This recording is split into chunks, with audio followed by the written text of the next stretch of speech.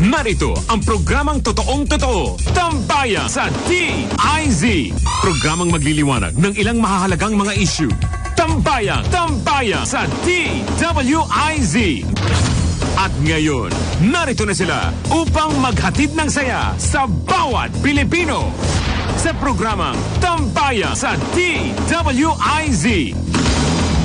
Ayan, Kuya Winner, magandang umaga po sa lahat ng ating mga tagapakinig. Kahit nasaan man kayo ngayon, nasa kusina, nasa jeepney, nasa taxi, o di kaya ay nasa ibang bansa. Nagtatrabaho, naghihirap, nagpapagod para sa ating mga pamilya. Magandang tanghali po sa inyo lahat. Today is October 3, kasama niyo po ako, si JP Varela. Pero si Attorney Ahmed ating katambay ay nagsabi na hahabol siya ngayon dahil siya ay busy daw right now, no? Pero hahabol si Attorney Ahmed. Kaya may katambay tayo, Kuya Winner. Tama ba? So, kumusta po kayo? At October na, first session natin to for the month of October and hindi na natin may pagkakait at hindi na natin ma-deny na yung ating mga kapitbahay ay naglalagay na ng mga Christmas lights. Kaya magpapasko na po talaga. Ilang araw na lang bang natitira, Kuya Winner, bago tayo magpasko? Lagyan mo naman tayo ng isang reminder dyan sa ating chat kasi si Kuya Winner ay napakagaling na mag-remind kung ilang days na lang. Po! Yan now! Merry Christmas! Merry Christmas! It's October. Merry Christmas po! 83 days na lang daw po. Pagpapasko na, Torne. 83 days? 83 days na lang. Oo, swerte naman yan. Ay. So, una natin itong programa sa buwan ng October, Torne. And siyempre, excited yung ating mga tagapakinig. No? Kung ano yung pamimigay mo sa amin na pamasko. Ako ba ang mamimigay? Siyempre, ikaw may... Iba ikaw yung kasike? Kasike? Hindi. Kayo naman yung aming yung nagkakakututan. Diba? Para akong lalasing doon bigla. Oo. Busog ka eh. Kumain na si Attorney. Kayo ba? Kumain ako ng konti dahil minom akong gamot. Anong gamot? Meron ka? Meron ka? Gamot sa kali. Kali pa nga. O Kali Shandy. Anyway, so nasaan na ba ang presidente ngayon? Nandun pa rin ba sa F1? Okay, o ano ba? Pauwi na yata. Pauwi na. Nandito na yata yun kagabi pa lang. Issue ba yun? Issue? Actually, issue kung totoo gustuhin mo ang issue. Kung wala ka nang magawa, kung pagod na kayong tirahin si Trixie, issue yan. Oh. Kung hindi nyo naiisip na leaking information is not a crime, issue yung pagpanood niya ng F1 na race. Oh, sabi nga dito ni Rappler, Attorney Trixie daw, confirmed that the all internet already know. Nandun nga daw, nanonood sa Singapore ng F1. Pero the fact na nanonood siya is not what Trixie confirmed, right? Confirmed ni Trixie na he is in Singapore. He met with this trade minister there, no? And the trade minister also says the same. But what is the issue here? The issue here, ang sabi ng Rappler is it is not the first time. Tagalogin mo, Attorney? It is not... Hindi ko alam yan. Hindi, Tagalogin mo lang yung aking sinasabi. It is not the first time. Hindi po ito ang unang pagkakataon. For Marcos to be criticized for frivolity. Ano ba yung frivolity? Na si Pangulong Ferdinand Marcos Jr. ay pinatikos dahil sa pagiging marnya. Yun, marnya! As chief executive. Naintindihan naman. Bilang murang ehekutibo. Sabi mo? Okay. Yun yung sabi ng Rappler ngayong araw na to. Ano ba? Chief Executive Jologs na ehekutibo? Ano yung sinasabi mo dyan? Sabi dito, triggering memories of excess and lavish parties during the first Marcos presidency. The president is the son and namesake of dictator Marcos Sr., who was ousted from power in 1986. Translate ko pa ba yun? Hindi na po. Matalino yung ating mga listener. Kayang-kaya yung parating. Di ba? Yung mensahe at yung nagme-mensahe kung anong ibig sabihin. No? Ano ba magagawa natin kung talagang galing tayo sa pamilyang kasike? Di ba? Oo, at sanay sa tinatawag na karangyaan. Karangyaan.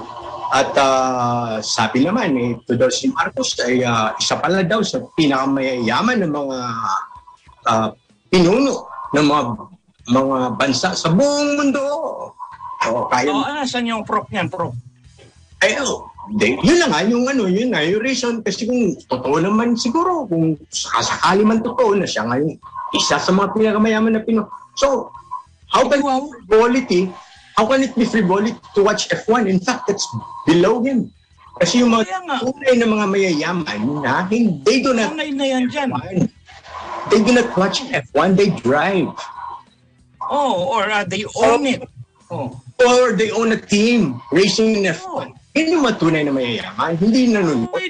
Itong anggulo nila na ganyan na mayaman ka, therefore, mahilig kang manood na mga ganito. Hindi. Ang mayayaman, sawa na yan sa ganyan ang gusto nila. Tumambay doon sa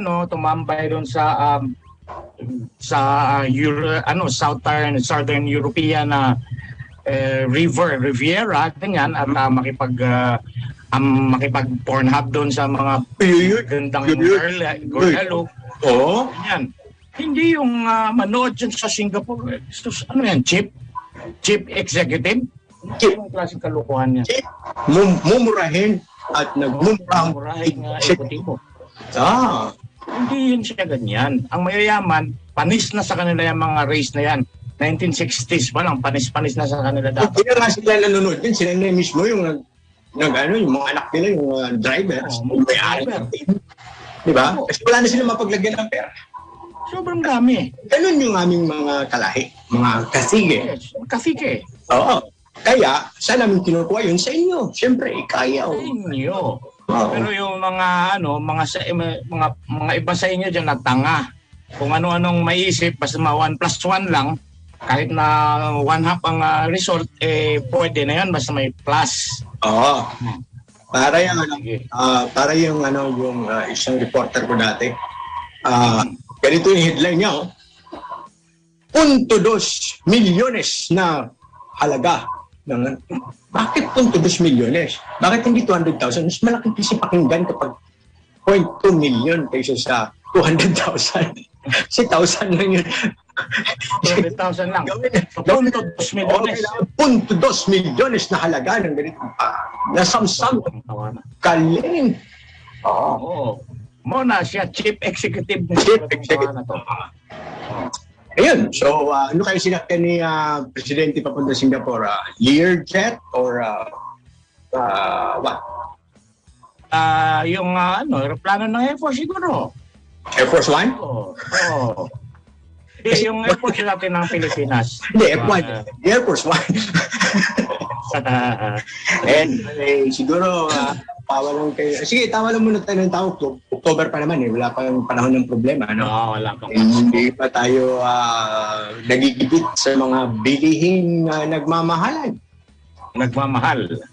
Speaking of which. Sige, continue kasi ako ang speaker ko nawala. Tumaas ba yung pamasahe sa jeep? Sa aeroplano? Jeep. Excuse me, yan. Hindi ka rider? Lalakad lang po ako, magsasaka ako, sir. Ako rin hindi rin ako rider. Ikaw, kasike ka, palagi kang sumasakay, siguro ikaw yung tanongin natin dyan. Sabi kasi, meron daw mga pinapinimigay ngayon ng mga bagong taripa ng pamasahe. So, yung alam mo yung rate card na bago. Yun. So, yung ating mga kasamahang driver, no? pagbigyan naman natin silang alam mo yun, Makahabol. paus man lang kahit konti, ha? Sa mga, ang mahal talaga ng diesel, wala tayong magagawa. Ang taas ng presyo ng diesel. Kaya yun, di ba? Last month, pinupuna natin. Hindi natin pinupuna. Binigyan natin ng konting atensyon yung pagtaas ng bilang ng mga nabibentang sasakyan. Ha? Last month. Kaya makikita natin ngayon na yung mga diesel na mga SUV ay naka-zero down payment na. So siguro marami. Ano ba? Pili. Kasi diesel lang. Zero yung down payment mo, patay ka naman sa pagbili. Wala kang down payment pero hindi mo na mapapatakbo. Pauwi. Tulak mo na lang. Natulak to. Oo, yun. Kaya sana hindi masyadong maapektuhan yung ating ekonomiya, makaahon ng konti yung ating mga kasamahang driver. No? Teka muna. Ang gera doon sa Ukraine, hanggang ngayon na tuloy-tuloy pa rin ba? Akala ko ba nananalo na Ukraine? Opo, nananalo na. Pero ang issue nga doon, ayaw ng Russia na magbenta ng diesel sa kanila. Hindi lang yun. Ang nakakatakot dito ay yung pagdeklaran ng Russia, pagdeklaran ng Russia na halos 15% ng kabuang area ng Ukraine kiniklaim na nila bilang part of their territory. Okay, hindi na sila nag-invade. Kahit hindi sila nanalo? Kahit hindi sila occupied nila yon, actually occupied yon. Yes, and then nag-conduct ata sila doon ng isang referendum na kinikriticize na simulat sa pool ng buong mundo. Kaya nagkakagulo ngayon doon sa United Nations, ating mga kaibigan dyan na hindi nakakaalam. Ito po yung nakakatakot na sitwasyon dahil nga gerang malaki ang nakapunta dito dahil kapag ito daw Ukraine ay sa bandang huli ay papayagang sumali dito sa grupong NATO, no? NATO, North American Treaty Organization. Tsak yun na mapapasabak yung lahat ng membro ng NATO sa gera na yan. At mukhang gusto nila. Ayun. Mukhang gusto nila para makabawi sila sa krisis. But let us all remember that no war has ever been waged in the name of virtue. Yes. Lahat ng gera sa buong kasaysayan ay dahilan, Torne? Dahil sa greed. Yan. Greed. Then what is greed? Grade 1, grade 2, grade 3? Grade 7. Grade 7. Key to 12.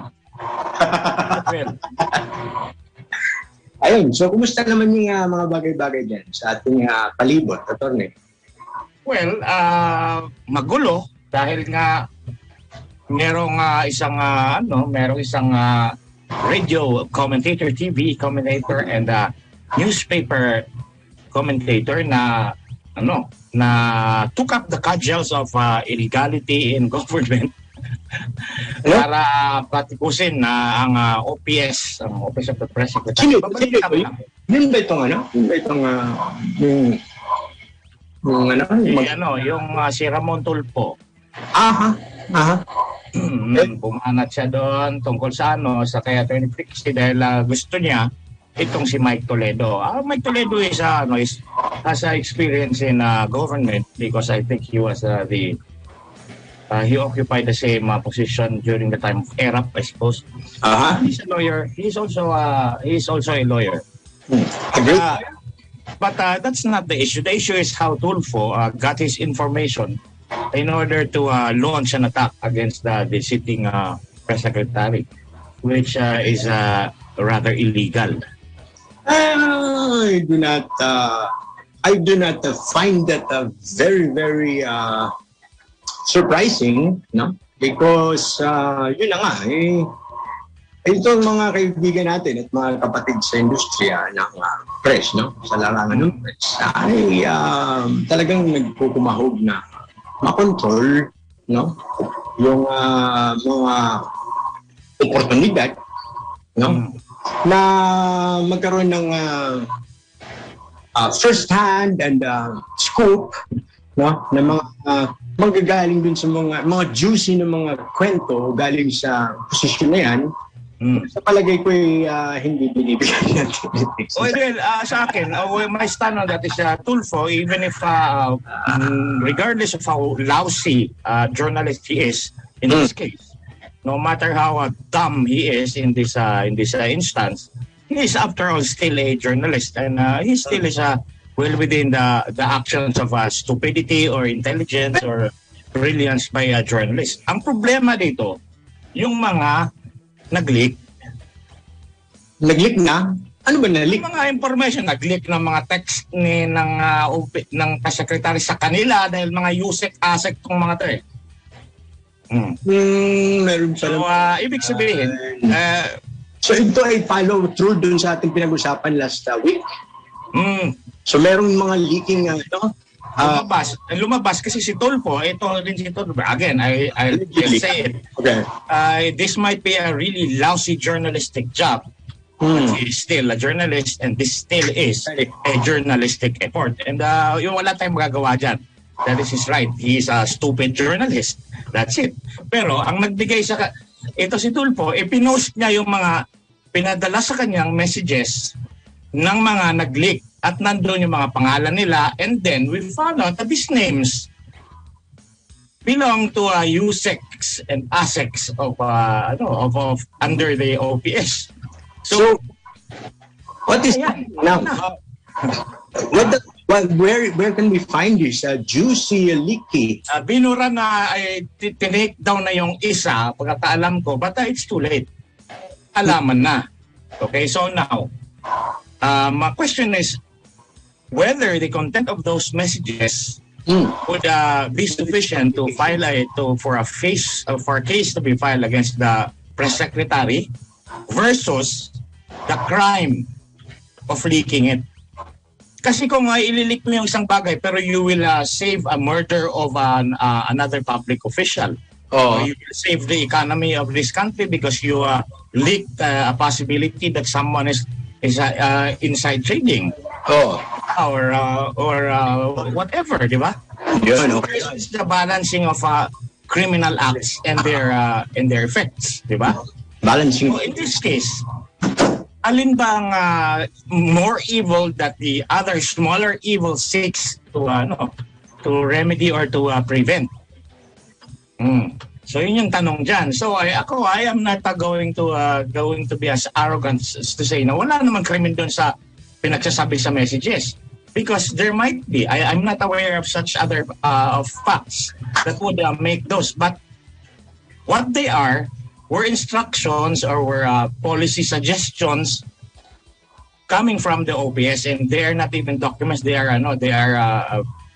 Viber messages. Viber messages. So, yun yung pinagpapapasa sa kanya. At yun din yung in his brilliance and his long experience in media, Tulfo posted, including their names. All I can say is, Merry Christmas. So these are early fireworks, huh? Early fireworks. Very early. Okay, very early fireworks. By the way, well, hindi natin pwede i-discuss yung contents kasi nga kung ito ay mga sensitive information, no? At hindi ito public, for public consumption, kaya nga yung positions of yung under executive privilege, tama? Pero hindi naman to presidential communications, but this is the presidential communications office. Actually, para sa akin, well, this is the in the last term, this is called the presidential communications office. Yeah. So I do not know kung ano ang tumatakbo sa utak ng... So, ang punto ko lang dito is that this has to be seriously considered now. If people in the government, okay, especially in the watchdog agencies, if they have been ignoring this problem when it happened or began about 2 weeks ago, now you really can't ignore it anymore. Because now, things are becoming clear why this is happening and why this is happening to Attorney Tracy Cruz Angeles. But you know, ang position kasi ng press secretary begin with traditionally and yung kanilang leaky relationship with the media has been a traditional how do you call that? Traditional non-existent. It's the usual sapungan. Okay, there has always been that leaky part of that relationship, no? The media people that I know of who are exposed to this leaking gases, only para itong yung nakikinabang ka sa cable na hindi mo dapat nakukuha, mga ganon, alam mo yan? Hindi mo dapat nasasagap mo. And that is why. There is always a play, Japes, di ba? Your long experience in media, in the technical side of broadcast media, would have exposed you to the fact na itong mga to are the meat or fodder for yung mas malalim na analysis na pwede mong expose, di ba? Yes, but in the beginning, ang gagawin nila dyan is a blind item. And blind item for two reasons. First, because blind items are very, very interesting and advertisers like blind items. But more important than that, no? More important than that, the writers, the journalists, better insights, okay? Na hindi man nila ma-reveal yung actual information na nasi-share sa kanila, but they can analyze. Yes. They can analyze the obvious things that happen on a day-to-day basis based on this very, very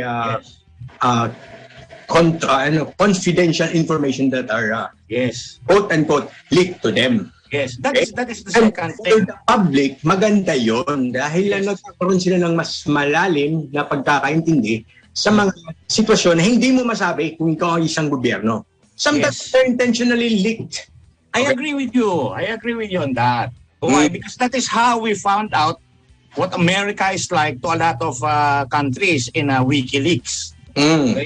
Many things like doon kaya the Watergate scandal. Diba? Itong ating Hello Garcia scandal. All of these things were leaks, okay? But now, see, ang mga lumalabas na mga scandals, okay, from because or caused by leaks are really big, serious scandals, and they stay in history as really big stuff. And the leaks are suddenly becoming the heroes. The leakers are becoming the heroes.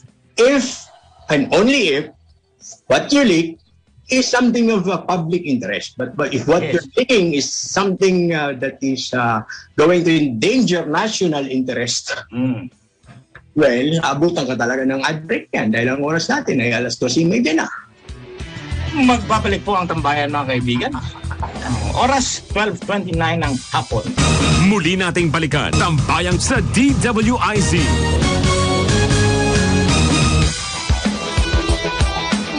Nagbabalik po ang tambayan. Sama si Uncle JP Varela at ako. Ikaw nga, Attorney Otto. Pero, narinig mo ba yung balita? Alin doon? Yung tungkol dun sa mga taxpayers na maliliit, no? Yung ating mga binabati araw-araw ng mga taxi driver, yung mga maliliit na mga negosyante. Bakit nga ba sila yung pinag-iinitan lagi? Sige, anong sagot? Hindi, ikaw. Anong opinion mo dyan?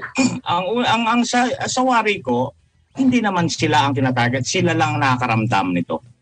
Ang nakakaramdam sa bigat. Itong lahat ng taxes na to really cover everyone. But since the rich people who are very, very few, Like Uncle JP, we are very lucky na he is part of this program because he is part of that very, very few group. Lakrep. Pasike. Sila yung mga hindi nakakaramdam yan dahil mani lang yan. Chicken feed. Oo. Hindi, kasi lagi kaming nalulugi. Oo. Tama. So may credits din sa inyo yan. Hindi nyo ba alam, ha? Kaya yumayaman yung aming kauri na mga kasigi. Dahil pagdating sa aming mga dinideklarang income tax, kami ay lugi taon-taon. Yan. Nalulugi kayo lagi. Ang namin, yung tinatawag na net, yung NOLCO, ha? Basta yun. NOLCO. Yung carry over ng net loss. Ha? Ang ano kasi dyan, pagka may kawalan yung loss, magiging deduction siya. Yun. Kaya, ginagawa namin na gagawa kami ng mga kumpanya na pagmamay-ari ng kumpanya. At lahat yan ay malulugi dahil bumili sila ng mga serbisyo dun sa kumpanya na kami rin ang may-ari. At lugi, wala kaming babayarang income tax. Ganun lang po ang sikreto. Kaya kung kayo, mga tricycle driver, kaya ninyo, mag-incorporate po kayo ng maraming kumpanya. Isang tricycle lang patakbuhin nyo, gumawa kayo ng mga sangkatutak na kumpanya, paparisto nyo dyan sa SEC, tsak, wala kayong babayaran na tax. Gayahin nyo po yung ating mga namumuno sa industriya ng Pilipinas na puro lugi ang pinagkakabalahan. And kung sakasakali man kayo ay mahuli, huwag kayong mag-alala dahil andyan po yung BIR para makipag-negotiate sa inyo kahit na 1.3 billion yung inyong babayarang buwis, mag-file lang kayo ng 100 million na tax, na settlement. Tawag dyan ay compromise. Very good tayo. Very good. Yun. Kung hindi nyo naintindihan kung ano yung ating subject matter dyan sa billion-billion, baala na kayong tumingin kung ano yung mga napag-usapan na natin dito sa programang ito, no? Na napakagandang ehemplo ng dating BIR Commissioner Dulay, no? Na nangyari sa gitna ng pandemya. Habang nag-aagila pang buong bansa ng pera, pinapamigay yung bilyon-bilyon na dapat makukolekta na sa pamamagitan ng isang compromise. Yes, compromise. Yeah. Kaya tayo walang pera. Kasi nga daw, ang Pilipinas ay isang mahirap na bansa. Kaya tayong mahihirap, mga magsasaka, tayo lagi ang nagrereklamo tungkol diyan. Tayo yung nakakaramdam talaga niyan dahil hindi tayo nalulugi Kumikita pa nga kasi tayo ng kahit na konti-konti, 10 piso ang ani tayo ng palay sa September. October, wala na tayong pera. Kasi yung kita natin 10 piso lang. So, pirahin ka pa ng tax na ganyan. Tingkagol. So anyway, talking of taxes and kahirapan, kaya nga na isasaksak talaga sa utak natin ang ating media properly, no? At ito rin ating mga government leaders and mga elected senators, no? Na tayo ay dapat dusa sa kahirapan, ha? Dahil tayo ay mahirap na bansa at hindi dapat natin hayaan na ang isang Pangulo ay manood ng isang F1 race. Well, ako hindi pa ako naka-experience ng F1 race. At ako rin, personally, gusto kong ma-experience yan kahit once man lang. Diba? Sa buhay ng isang magsasaka katulad ko. Pero, yan, ang dami-daming possibilities kung bakit siya nanood. Kung nanood man siya. Pero yun, sinabi naman sa balita at sa post mismo ng press secretary na andun siya. Dahil yung isang kalihim yata ng bansang ng bansang Singapore ay nag-post din. Andun nga si BBM, Bongbong Marcos. O sakali lang, totoo na nandun si Marcos. Hindi, totoo naman talaga, no? Kasi it's confirmed. Does it follow na dahil may F1 race din sa Singapore, na ngayong mga panahon na to ay ginaganap, talagang nanood siya ng F1 race? It follows that you're in Singapore and there's an F1 race, therefore you are there to watch the F1 race and nothing else. There you go. Yun ang sinabi ko. Ang dami-daming possibilities. But what is clear from the post of the official of the country is that it was just the occasion. It was just the occasion to meet and to speak about a lot of things, other governmental issues. Ang okasyon lang dahil karamihan kasi ng mga dignitaries, mga ganyan, nanonood niyan as part of recreation. Kung para sa kanila mayroon silang spare time, naka-leave sila, why is that wrong? Well, nandun sila. Nandun na rin sila. Yung mga tao na, yung mga opisyalis ng ibang mga bansa na kahit hindi sila naka-leave o wala silang bakasyon, may business sa mga taong ito. Kailangan ko kausapin yan, nandun pala yung puntahan ko. Okasyon. Sa Bisaya, tawag namin dyan, okasyon na kayo. Mo lagi nila, wala ka makahiga yun, mga wat. Pero that doesn't follow. I do not think that is logical to think of. Why? Because one time, I attended a conference there in Singapore, and there was an F1 race. And that was a problem for me because there was so much traffic and I couldn't, I had to leave early. Hindi na pa ako nanonood dyan. And the noise. Because, unimaginable. Diba? Paano kayo mag-meeting? Diba? I stayed clear from the center where they do that. Kasi, una, and it may have been exciting if I went there for that reason alone. But I had to attend to a conference na mas importante yun sa akin. Hindi ko sa whole day thing and hindi ka naman pwedeng lalabas doon just to watch several drivers pass by you in a matter of 0.06 seconds. Wala ka namang makikita sa kanila, di ba? Kasi liliko na yun dun sa unahan. Ang intindi ko, sa kalsada to nila ginagawa.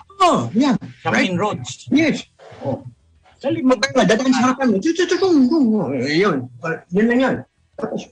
Hintay ka na naman ng next truck. What is fun in that? I do not know. Exactly. I do not know. Sa TV, no? Baka sa TV. Better to watch it on TV. Kung ikaw ay nandun mismo sa tabi ng daan, dadaanan ka ng lumaraga sa 250 kilometers per hour, anong napanood mo dun? Naghintay ka ng 10 maghapon para daanan ka ng 1 segundo sa harapan mo. Mukhang hindi nga exciting. I take it back. Ayoko na manood yan. Sa TV na ako manonood. Anyway, if the president likes to watch those kind of things, it's not for me to judge. And if people want to watch those kind of things, it's not for us to judge. Trip nila yun Pero to jump into the conclusion that just because you are in Singapore during this period and there is an F1 race there, therefore you are there to watch the F1 race, to me that's a far stretch. It doesn't follow because it happened to me once. I was there was an F1 race, and I didn't even go there. I even found that as an issue. Timing na to, di ba? Yun, but anyway, let's put it aside and lump it with your issue for our lesson, the moral of the story, no? Sige. Ang media natin, di ba? Kagaya lang ni Montulfo. Ito, kanilang style na parang nalalapastangan yung, or alam mo, naabuso yung professional trust na binibistow ng ilang public officials sa kanilang discretion. Yes, I agree. Sa pag-disclose ng mga information na maybe of value, no? Or close to them in confidence too. But, yun. may mga ganyan. At meron din tayong mga media na nagko-conclude with no solid facts to support their actually teorya haka-haka, no? And even if true, ginagawang issue ng isang bagay na hindi naman talaga tunay na issue. Weekend, di ba? Hindi naman tayo kailangan magtrabaho ng weekend kahit na ikaw ay presidente. Di ba? Siyempre, meron pa rin tayong time off. So, bakit natin kailangan gawing issue at gawing frivolous yung ating description sa isang taong manonood ng F1 race, samantalang kaya naman ng ordinaryong Pilipinong pumunta sa Singapore at bumili ng fare, wala namang kinakailangan visa para pumunta doon para manood nito.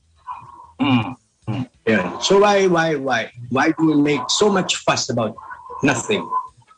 Di ba? Oh, well, may isa sa mga sinasabi is that the delegation or the group that went to Singapore on the occasion of the F1 race used government resources.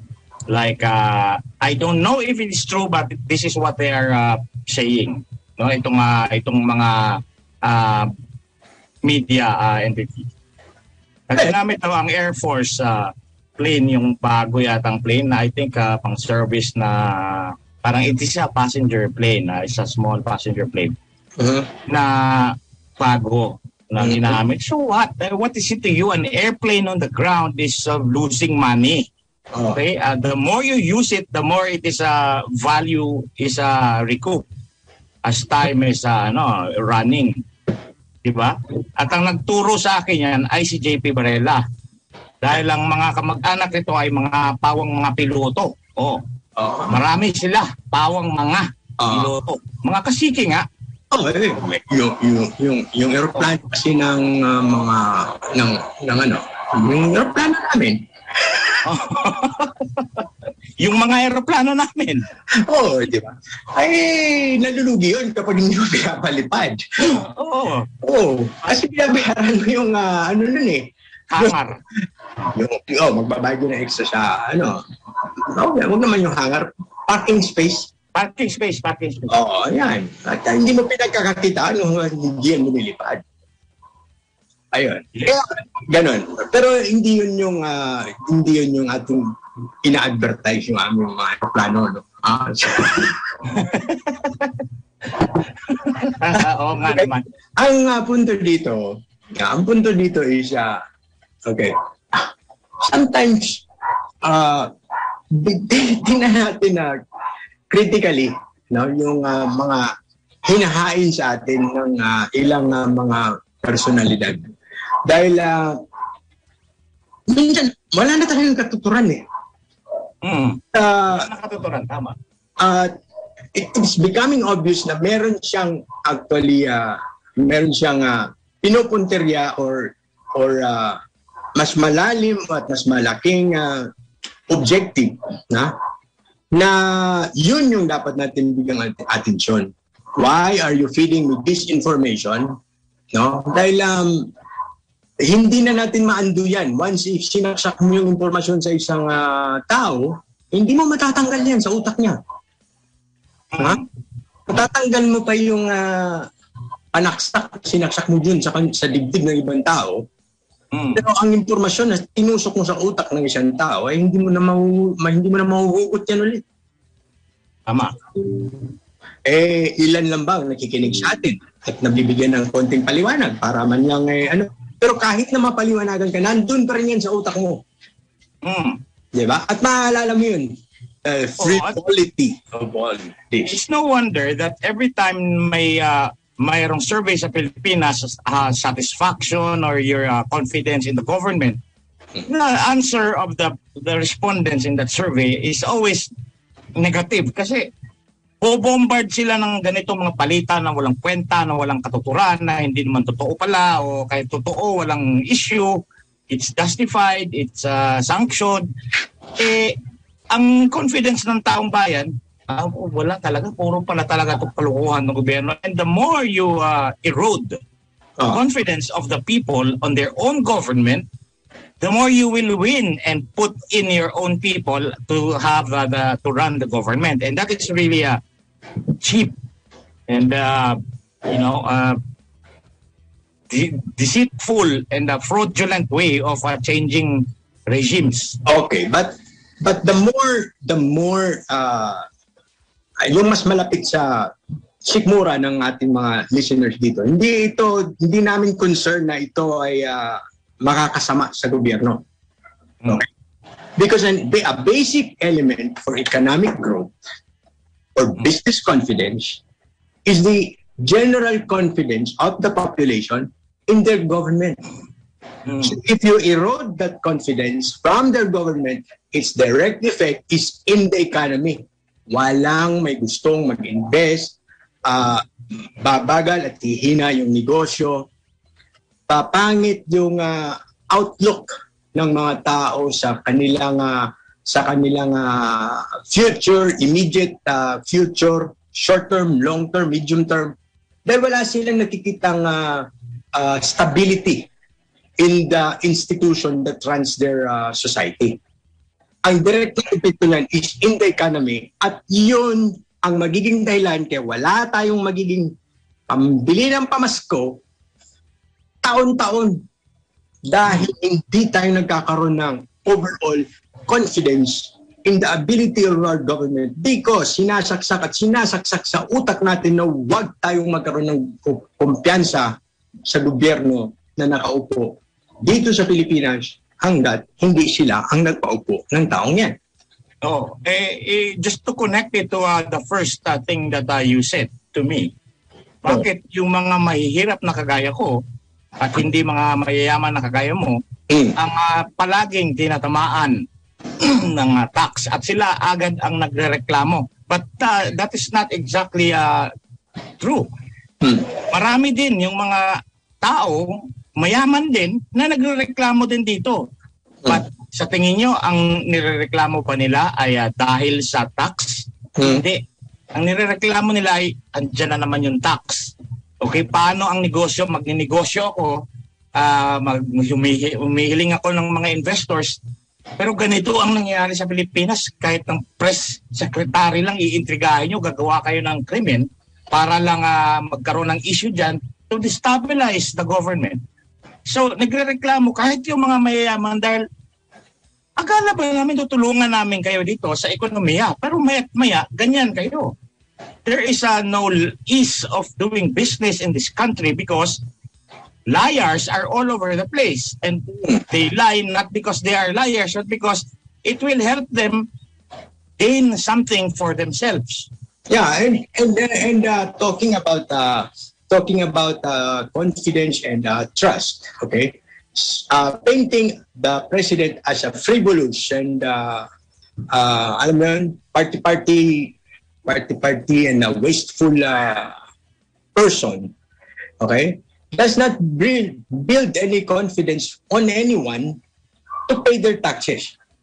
At yun yung problema ngayon dun sa ating balita tungkol sa Senado na problema sila kung saan nila kukunin yung pera. But it is the act that are hidden by the media. Bakit hindi nyo nilabas? Na nung 2020 at itong lang June, nagkaroon ng deal itong BIR at itong isang malaking negosyante. Ibig sabihin, hindi ibig sabihin. Yung First Philippine Holdings. First Philippine Holdings pala. Sorry boss. Na sila ang nagsusupply ng kuryente dito sa buong Pilipinas. Okay? Bakit tinatawad ng BIR? Yung nai-award na sa kanya. Patay. Bilyones. 1 point something, 1.2, 1.3 billion. Binayaran na ng korte. At nakipag-negotiate ang BIR. Nakipag-compromise, nai-award na sa'yo, nanalo ka na, nakipag-compromise ka ba? Nagbayad. Oo nga, no? Magkano? 200. Magkano yun? 2.8 million na lang? Basta, mga 1/10. Award na sa kanya. Yung buwang halaga, ang tinanggap niya lang ay 1/10. tinawag pa nila yung compromise. Good luck at congratulations sa BIR. Pero ang Ay, naglabas pa ng media yan. hindi nilabas ng media. Ang naglabas lang itong Business Mirror At tayo. Tambayan, mga kaibigan, yan po ang naglabas yan. Pero, yun na nga, media. Kung kayo ay talagang concerned about this country, about labas yung mga balitang ganyan, yung lahat ng mga deal ng mga malalaking negosyante na hindi natin malaman kung saan ang gagaling ang rasyonali . At walang nagawa ang gobyerno dahil dulo yun ng actually it was it happened during the actual turnover of government. Yes. Na wala kang nakaupong soldier. Ang galing ng timing, ang galing. Magaling. At ang media talagang tahimik. Tahimik, no? Oh. Ay, nako. Pero hindi naman natin mapagkaila na alam nila yung nangyari. Alam nila. Alam nila. Kasi nilabas nga ng Rappler. Nilabas ng Rappler for documentation purposes. Nakalibing. Kaya kung magre-research tayo, makikita natin na mayroong publication. At masaya ang Tambayan dahil hindi nyo alam kung ano itong ating pinag-uusapan. No? Tama. 11 ang oras natin, 12:59. 59, na may nakasulat, 59 PM. Ano yung susunod na programa natin pala nito? Pilipinas ngayon ay kot na. Lunes. Ayan po, mga kaibigan. Isa na namang episode ng Tambayan. Kasama si Uncle JP Barela at ako. Si Attorney Awesome Ahmed Paglinaw. Abangan sila Yusek Robert Rivera sa Pilipinas ngayon. At Lady Eliza. Opo, maraming salamat. Magbabalik tayo bukas.